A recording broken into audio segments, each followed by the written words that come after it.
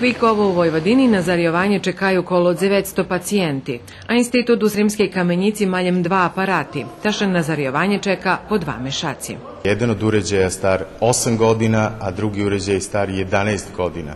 Ovi uređaji su podložni čestim kvarovima i činjenica je da smo trenutno u pokušaju da popravimo jedan od uređaja, dakle radimo samo sa jednim uređajem u 3 smene u poslednjih nedelju dana. Danas nabavljamo 3 aparata za zračnu terapiju, po oceni struke i lekara. To će biti dovoljno da se u celosti ukine lista čekanja i da obezbedimo zdravstvenu zaštitu onakvu kakvu zaslužuju pacijenti, kakvu zaslužuju građani.